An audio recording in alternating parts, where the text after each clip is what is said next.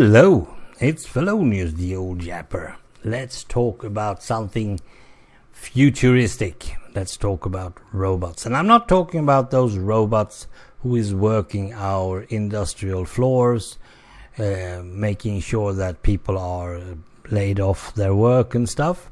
I'm not talking about the robots that is actually moving around in space, mending stuff. I'm not talking about those robots we see in the movies.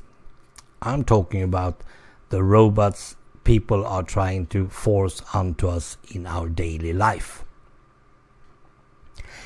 Now I suspect that somewhere else in this world there are a lot more robots than it is down here in Sweden.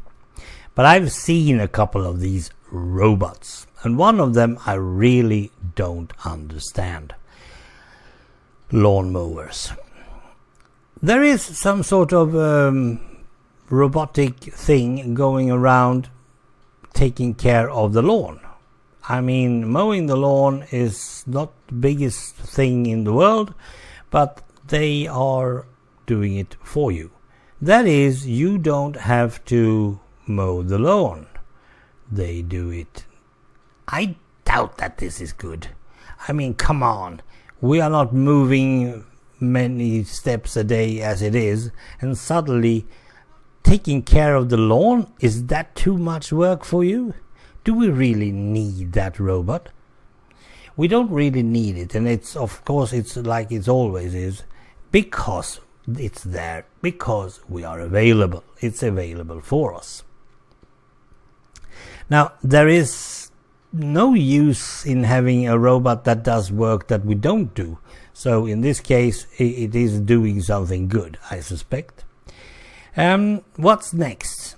Perhaps we are going to have some sort of home cook stuff? Well, we don't know. There is, however, another robot, or should I say automatization, that is coming up, and that's really frightening.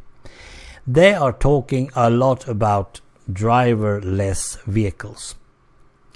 Let's say that we can remove the driver from the bus. That means, according to people, that it's safer to ride a bus. No, I will not agree to that at all. I mean, most of the bus drivers that I know is very sensible and very safe. They are always thinking about safety first. Timetables and stuff, we just throw them overboard. We look at the road, oh, it's snowy, it's icy, let's take it easy. No one wants to end up with the bus in the ditch with, let's say, 50 persons killed or injured. We don't want that. We really don't want that. Safety always is a key element. But they say that they can keep our buses going without drivers.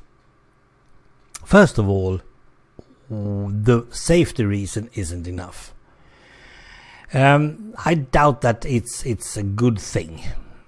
It has to do something about the future, because they're also talking about driverless cars, normal cars, and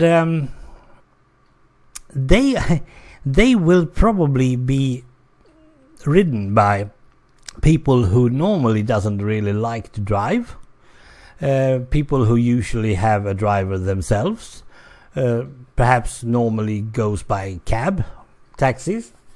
I mean, people who love to drive their cars, they are the problem out on the roads. And if you don't remove them, there is no way you can have a safety system. You have to have roads only for driverless vehicles. And that's not going to happen either.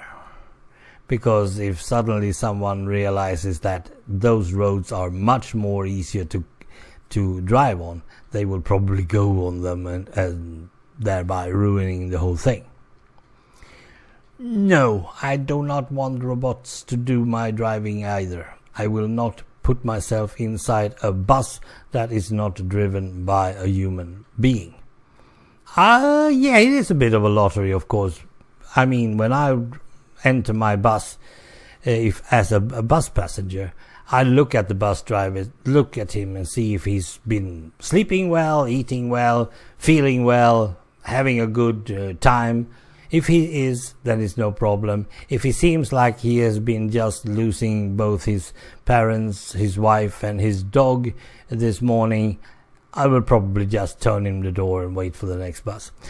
That guy is not going to be driving me anyway. And the same goes for the driverless stuff. I really don't like it. Really don't like it. So all these robotic stuff that is coming very close to us very soon. No, please. Are we really? However, there are some robots that I've seen that might actually be of good use. And this is mostly, I think I've seen it in Japan. They are robotic pets, for instance, that you can take care of. You have to take care of them. It's like a Tamagotchi. You have to do the right thing. You have to pet them, you have to feed them, you have to do everything with them.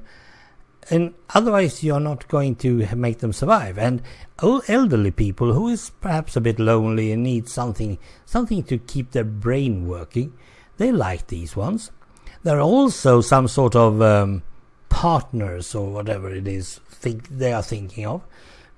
Persons or robots that are answering you when you're talking to them.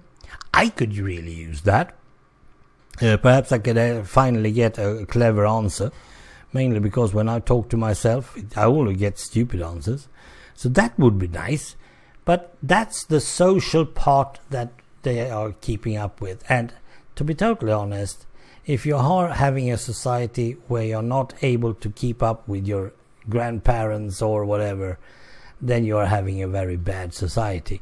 You're not supposed to be reducing yourself to a robotic person in order to keep your grannies alive. I don't think so.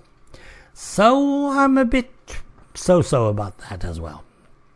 Now, I know that most people that are loving technology is actually looking forward to all the new stuff that is coming up. But there's always a flip side to everything. Everything can be looked at least from 3 different angles.